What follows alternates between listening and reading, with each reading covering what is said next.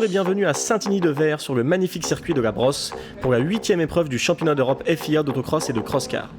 Et les pilotes qui disputent l'intégralité des épreuves sont rejoints ce week-end par de nombreux pilotes issus du championnat de France, venus se mesurer aux meilleurs. Au total, pas moins de 160 concurrents dans les 4 catégories en compétition, ce qui pourrait bouleverser les classements dans certaines divisions. En XC Cross-Car, les pilotes peuvent choisir une course de joker sur chacune des 2 parties du championnat. C'est pourquoi Olivier Barré, classé actuellement 5e, avait fait l'impasse sur l'épreuve de Nierad en Hongrie. Il se montre performant dès le début du week-end et régale le public venu en nombre. En fait, depuis Saint-Georges, j'étais pas remonté dans la voiture, j'avais pas refait un départ, donc là les départs, c'est hyper compliqué pour moi. Alors ça se passe toujours bien, parce que quand tu es dans les premières lignes, quand tu gagnes tes manches, tu es content. Mais j'ai eu là sur la 3e manche des temps de réaction mauvais, plein de choses qui du coup me mettent un petit peu en rogne, parce que c'est de ta faute. T'as les gars qui sont là, qui bossent, pas récompensés sur les 3 victoires de manche, quoi. Voilà, c'est tout.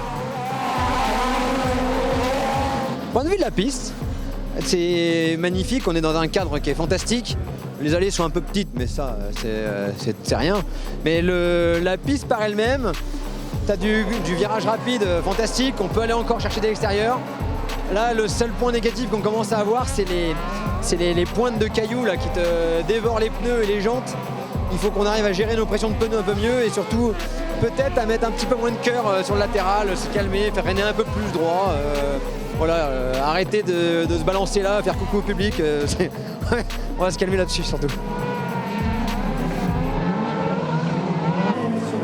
Pour d'autres pilotes qui s'offrent ici une pige pour le plaisir, se tester au rythme et au niveau des pilotes européens représente un immense challenge.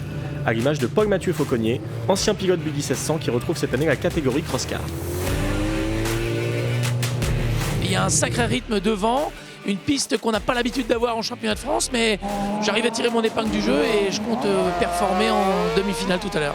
Il a fallu reprendre un petit peu la main avec un super sprint, parce qu'après 5 années passées en Buggy 1600, à l'inverse on va dire du Buggy 1600 au super sprint est plus compliqué. Je commence à prendre un peu des marques. La différence en championnat d'Europe, c'est qu'on n'a pas tout à fait on a le même boîtier. C'est un peu il y a moins de puissance qu'en championnat de France. Je trouve que c'est plus facilement exploitable. Mais quand même, il y a un petit step au niveau pilotage, je trouve, depuis des années en championnat d'Europe. Et là, il y a un niveau qui est quand même assez relevé, qui est même très relevé, on va dire, pour certains pilotes. Et j'arrive à accrocher le wagon de tête pour le moment, donc je suis assez satisfait.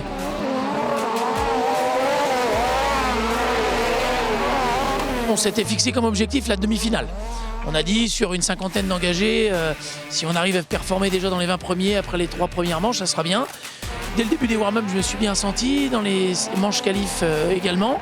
Donc là, j'arrive à accrocher une 2e ligne et va falloir s'accrocher énormément. Pour Antonio Marini, issu du Challenge de l'Ouest, c'était tout simplement un rêve. Sa sélection à Saint-Igny lui a été confirmée il y a seulement quelques jours. Et on s'était donné pour objectif d'en faire 4 cette année pour se faire plaisir et pour aussi un petit rêve qu'on avait en regardant la télé à plusieurs reprises. Découvrir d'autres pistes, des nations différentes bien sûr. Et puis ça roule quand même, faut le dire. La piste elle est géniale, c'est rapide, avec des virages à l'aveugle qu'on découvre. On n'a pas forcément l'occasion de découvrir aussi notre trophée habituel.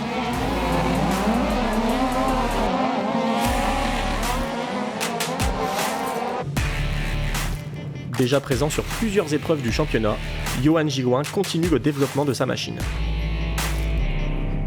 On a réussi à faire des super départs tout le week-end et ça c'était déjà une grosse part du boulot. Et après voilà, une super machine. On a ajusté les réglages tout le week-end parce que la piste est très changeante. La manière dont on s'est travaillé, la texture de la terre, etc. C'est vraiment plus fun, ça offre de plus belles bagarres et des belles organisations aussi. Il y a un bel engouement maintenant autour du championnat, donc c'est vraiment bien. Puis voilà, ça reste un nouveau challenge, nouveau défi, de nouveaux adversaires. Ça bosse, tout est fait pour la performance et être sur la première place sur les courses. Après, on sait qu'il y a plein de facteurs, mais voilà, le boulot est fait et malgré tout, il y a une superbe ambiance, donc c'est génial. Dans l'écurie Life Live, David Mea a déjà un grand nombre de points d'avance pour aller chercher le titre de champion d'Europe. Mais comme d'habitude, rien ne sera laissé au hasard jusqu'au bout.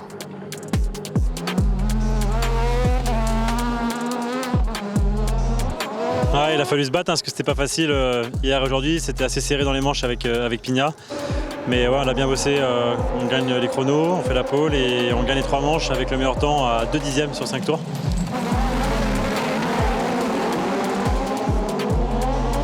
Moi ce que je veux c'est gagner de toute façon, donc on peaufine un peu, on regarde. J'ai crevé déjà 2 fois, je peux plus changer de pneu donc on a repris un vieux pneu, on va se démerder comme ça. Pour cette deuxième manche française du championnat d'Europe, on retrouve 3 Français en première ligne avec David Mea, Johan Giguin et Olivier Barré. Le premier virage est toujours synonyme de contact et David Mea en fait les frais, il repart en 7ème position. Sur les rosages, les pilotes abordent le bas du circuit de Saint-Igny avec des trajectoires différentes pour tenter de prendre l'avantage sur leurs concurrents avant la grande parabolique. Johan Giguin et son châssis Rapace ont pris les commandes des opérations et sont suivis par Olivier Barré et son G-Speed. Le podium provisoire de la course est complété par un autre châssis Rapace, celui de Valentin Conte. Derrière les 3 pilotes français, ce sont 2 Espagnols qui se disputent au top 5, Juan José Moll sur châssis Speedcar Wonder et Miguel Galloso sur TN11. A noter l'absence de Vincent Mercier. Malgré un week-end aux avant-postes, le pilote officiel de l'écurie Speedcar Wonder s'est arrêté aux portes de la finale à cause d'un problème de roll-off. Olivier Barré s'accroche à son compatriote français en tête de la course. C'est une bonne opportunité pour Olivier d'aller accrocher une 2e victoire à son palmarès européen.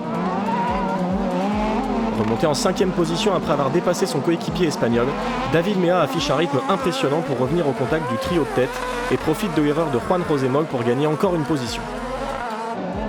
En tête, Johan Giguin semble intouchable et l'écart se stabilise avec Olivier Barré.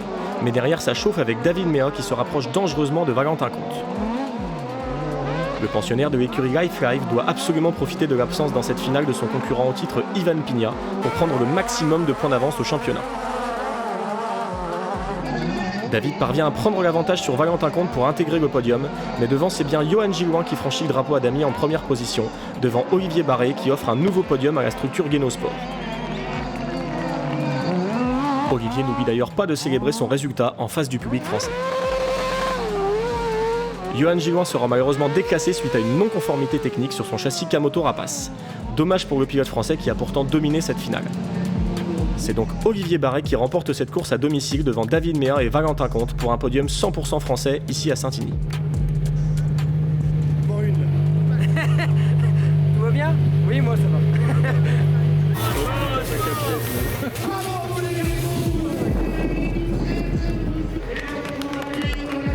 Dès le premier virage, ça a été un peu chaud.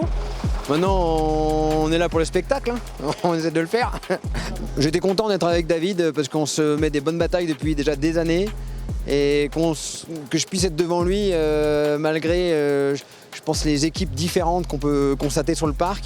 Ça nous fait du bien à nous de le faire, quoi. Ça fait du bien au cœur, ça fait du bien aux constructeurs, ça fait du bien à tout le monde de pouvoir se dire que malgré une petite équipe, à se rouler par terre entre 2 manches, on arrive à faire quelque chose. Je voulais vraiment marquer le coup, prendre le maximum de points parce que étant donné que Pigna n'était pas en finale, il fallait quand même marquer beaucoup de points. Et partant en première ligne sans le choix, je me suis retrouvé un peu coincé au premier virage, ça a cartonné un peu, c'était un peu compliqué. Et je me suis trouvé 7ème et avec l'arrosage, il fallait gérer un peu les trajectoires et au fur et à mesure ça évoluait. J'ai trouvé des bonnes lignes pour faire la différence et ça a payé parce que jusqu'au dernier tour j'ai doublé Valentin Conte qui était 3ème, donc ça a porté ses fruits. Je me suis adapté au fur et à mesure des tours, j'ai essayé de lire la piste comme il fallait, c'était très exigeant, très défoncé, donc il fallait jouer avec ça aussi. Mais je voulais vraiment monter sur la boîte et 4ème ça m'allait pas, donc j'ai tout donné pour faire un 3ème et beaucoup de satisfaction de faire une finale avec beaucoup de bagarres, c'est toujours très plaisant. Ouais. Le circuit de la Brosse connaît un record d'affluence ce week-end. Et nombreux sont venus encourager l'un de leurs pilotes favoris, Malone Feuillade, dans la catégorie Junior Buggy.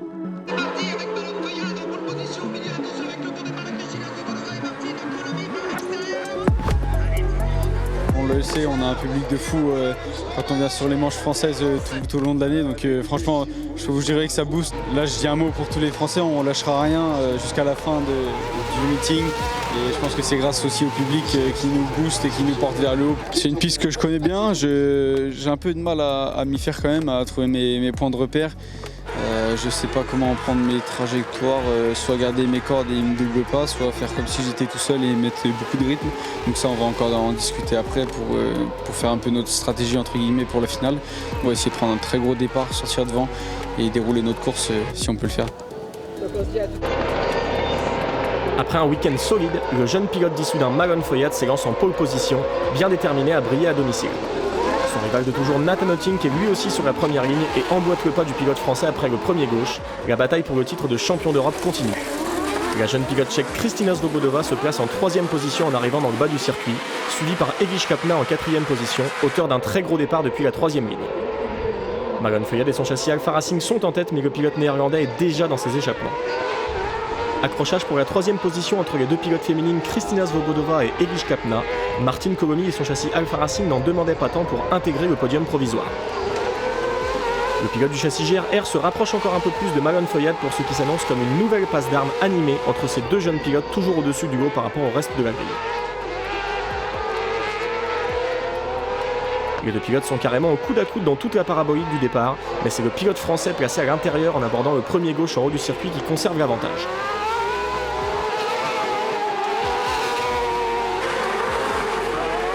Les contacts se multiplient entre Nathan Otink et Malone Foyad, jusqu'à un plus appuyé, faisant perdre la 2e place au pilote néerlandais au profit du tchèque Martin Kolomi revenu au contact. Malone en profite pour reprendre une bouffée d'air frais et poursuit sa route vers une nouvelle victoire cette année.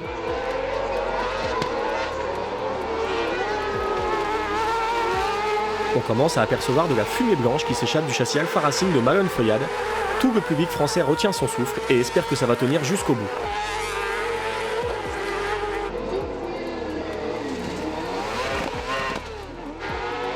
Mais la mécanique en décidera autrement. Malone subit une casse moteur à 2 tours de l'arrivée, laissant passer ses concurrents.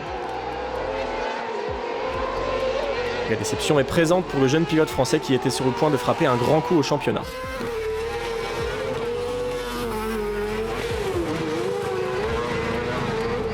Après une année 2024 où il n'a cessé de progresser, Martin Kolomi est en tête de cette finale avec pour énorme défi de devoir tenir Nathan Otink qui doit profiter de l'abandon de Malone pour inscrire des gros points.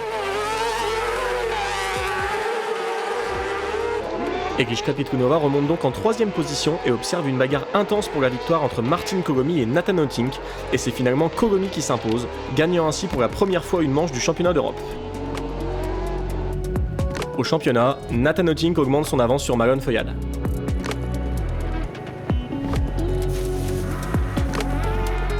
Très grosse déception, on a su montrer bien sûr toute notre rapidité tout au long du week-end. Pendant 4-5 tours, j'étais en tête.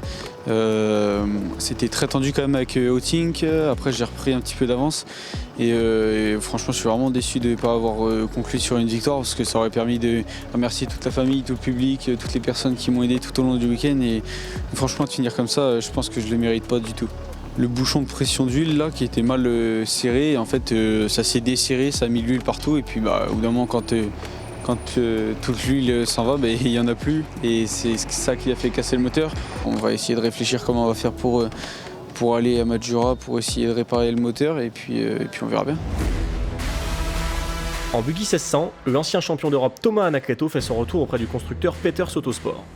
Il est également le constructeur des châssis Rapace et compte bien monter une équipe pour la saison prochaine en autocross et en crosscar.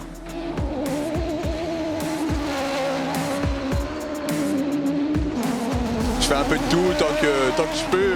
On dit qu'après quand on est vieux c'est plus dur donc pour le moment j'essaye de faire le maximum. Ouais. Le projet c'est de retourner faire au moins une année de championnat d'Europe avec les gars en crosscar. Donc l'idée c'est si je suis c'est de pouvoir être en buggy 1600 donc après rien de défini sur la marque et si on le fera ou pas.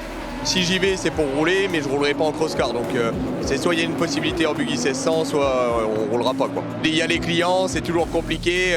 Et la bagarre avec les clients, c'est compliqué. Ouais. Simon Rivière, qui vit sa première saison européenne, en profite pour découvrir les pistes et la concurrence et surtout progresser. Là, ce week-end, je prends vraiment du plaisir à pas jouer de championnat de France et à vraiment considérer entre guillemets comme un pilote qui fait le championnat d'Europe. Et au moins, je fais ma place et j'essaie de pas embêter mes petits copains français, mais j'essaie de faire ma place et de faire mon week-end européen à moi. Je me considère pas comme un pilote européen, déjà au vu des budgets qu'ils ont, mais on commence à vraiment être dans leur rythme. À toutes les courses maintenant, on est derrière eux. Pour la suite de championnat, on va faire l'Italie la semaine prochaine et puis l'Espagne après mi-octobre. C'est des pistes qui ressemblent plus aux pistes françaises qui n'ont rien à voir avec Nova Paca ou Matchenberg comme on a pu faire en début juillet. Donc on va essayer de performer là-bas. Normalement, ça devrait être bien pour nos machines. Léo Jacques, qui avait participé l'an dernier à l'intégralité du championnat, se retrouve malheureusement pris dans plusieurs accrochages et se voit disqualifié de plusieurs manches, ce qui anéantit ses espoirs de finale malgré de belles performances.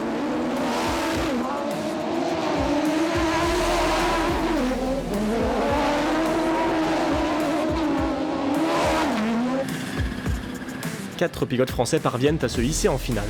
Florian Guigini, Raphaël Veu, ainsi que Damien Crépeau et Thomas Christol, qui s'étaient tous deux alignés sur le championnat d'Europe l'an dernier.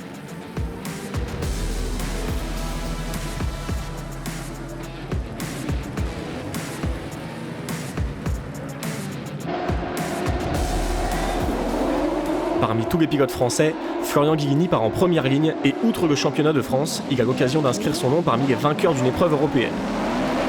Le pilote néerlandais Ricardo Otto prend la tête devant l'allemand Marcus Wiebeler et le tchèque Arnost Florian. Thomas Christol est 9ème, le pilote du châssis GR tente de se positionner à l'intérieur sur Jakub Novotny dans la remontée. Florian Guigini casse le train arrière dans un trou, fin de course pour le pilote français après un week-end très performant. Rudy Van Buren et son châssis Peter se sont venus s'infiltrer dans le top 3 et la bagarre est rude avec Arnost Florian. Le champion d'Europe Junior Buggy 2023 doit céder après cette attaque par l'extérieur du pilote néerlandais. Marcus Wiebeler sur son châssis Alpha Racing est 4ème et doit absolument gagner des positions s'il veut encore jouer le titre de champion d'Europe. Le néerlandais Melvin Klassen sur Peters complète le top 5.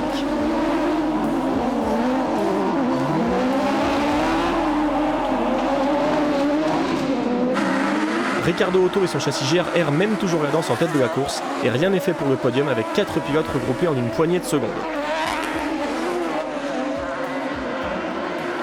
Thomas Christol est toujours 6ème, suivi par Jakub Novotny, et en 8ème position on retrouve Raphaël Veu sur son châssis Peters. Le rythme en tête de la course est très rapide, mais pour l'instant aucun des pilotes du top 4 ne parvient à être suffisamment menaçant pour gagner une position. Derrière le quatuor de tête complètement détaché des autres, le champion d'Europe Buggy 1600 en titre est parvenu à déborder Thomas Christol pour se rapprocher du top 5. Nouveau tour en tête pour Ricardo Otto, qui se dirige tout droit vers sa première victoire européenne. Rudy Van Buren retrouve le chemin du podium avec une 2ème position comme à Zigo lors de la première manche du championnat en Allemagne. Arnost Florian complète le podium, Marcus Wiebeler termine 4ème à 4/10 du pilote tchèque.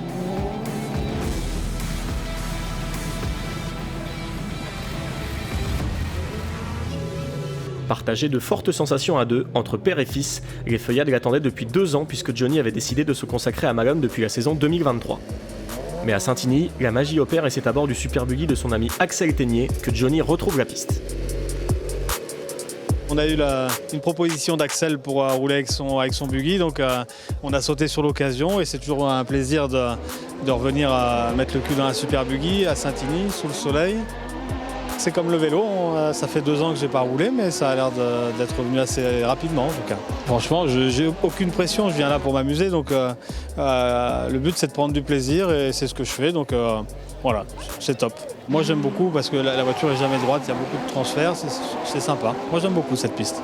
On ne se prend pas la tête, on va faire la demi-finale, essayer de rentrer dans les 5 pour essayer d'avoir la meilleure place possible pour la finale. Et toujours pareil, le même objectif, prendre du plaisir et essayer de performer, ouais. Christophe Périchot connaît un week-end compliqué avec de nombreuses péripéties en manche qualificative. On a eu que des soucis en manche là et à chaque fois on revient bien, on prend des bons starts et à chaque fois on finit, on est sur 3 roues ou sur la jante, on est crevé parce qu'on a pris un impact fort quoi. Donc j'ai pas fait une manche correcte. Mon ressenti sur la piste avec cette voiture, ça a été un peu compliqué de trouver le bon setup. On a trouvé le bon setup pour les starts, donc maintenant c'est déjà ça. Et puis affaire à suivre quoi, la semaine prochaine en Italie. Quoi.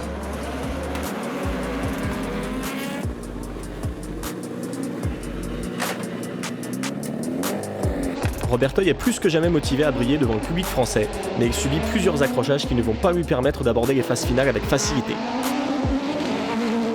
Beaucoup de mouvements ce week-end. Le terrain est très glissant, on s'est fait facilement embarquer. Donc ouais, il y a beaucoup de contacts. Ouais. Ça fait des grosses manches. Pour faire la différence, c'est compliqué. Donc ça met de l'intensité.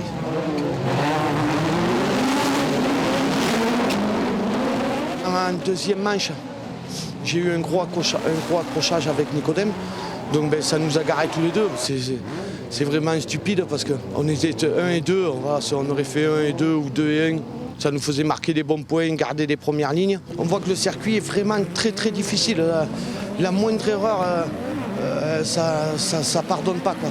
On perd beaucoup de vitesse. Donc il peut vraiment tout se passer, je pense, en finale.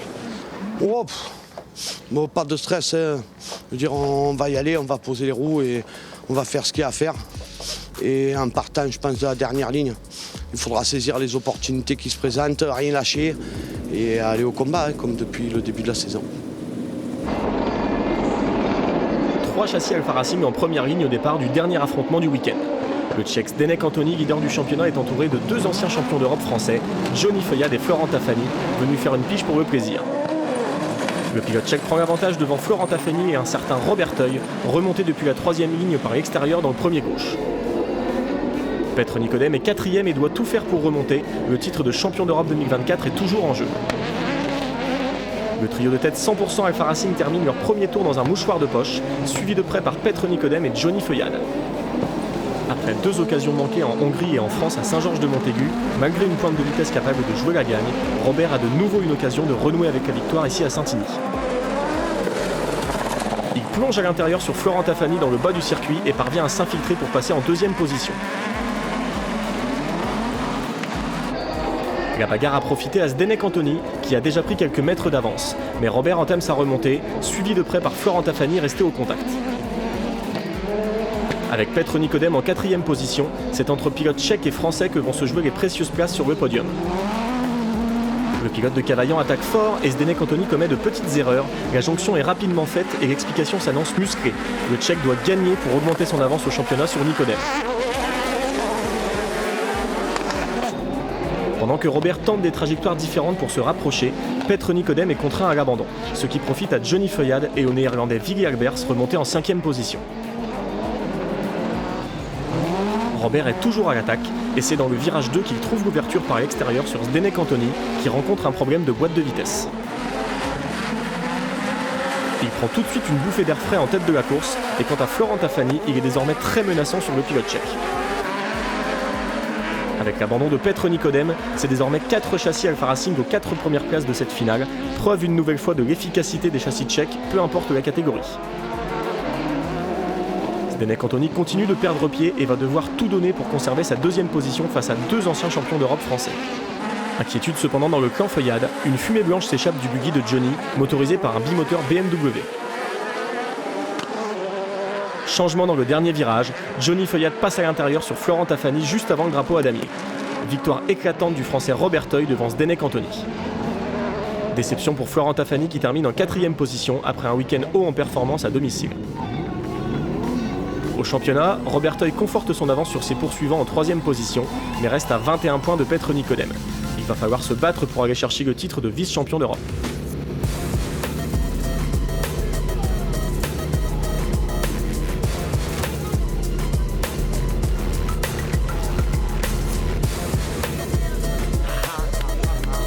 Super.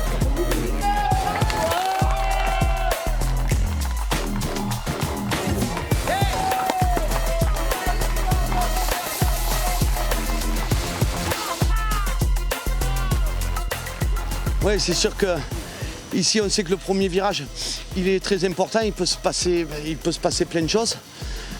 Là j'ai réussi à faire un super départ, j'ai très bien monté la ligne. Et en haut, il y a, voilà, à l'intérieur, comme quasiment tout le temps, quoi, ça s'est un petit peu bousculé, donc ça a ralenti. Moi j'ai eu la trace extérieure, ce qui m'a permis de sortir 3. Et on va dire que de suite, j'ai mis mon rythme, je me sentais vraiment à l'aise. Donc j'ai pu, dans un premier temps, doubler Tafani. Et ensuite, je suis revenu rapidement sur Antoni, mais Antoni il avait un problème de boîte à vitesse. Mais du coup, ça fait que j'ai pu le dépasser et gagner encore cette finale, ça fait du bien. Arrivé en finale en 3e ligne, je crois que c'est mon moins bon départ de l'année. Donc réussir à sortir à cette place et la gagner, ouais, c'est génial. Saint-Igny-de-Verre 2024, c'est fini. Saluons l'excellente organisation et l'ensemble des 250 bénévoles qui ont fait de cette édition une immense fête populaire et sportive. On vous laisse avec les images de la remise des prix officiels. Félicitations à tous les pilotes français qui ont encore une fois brillé à domicile, avec notamment un doublé sur le podium en Super Buggy et un triplé en Cross-Car.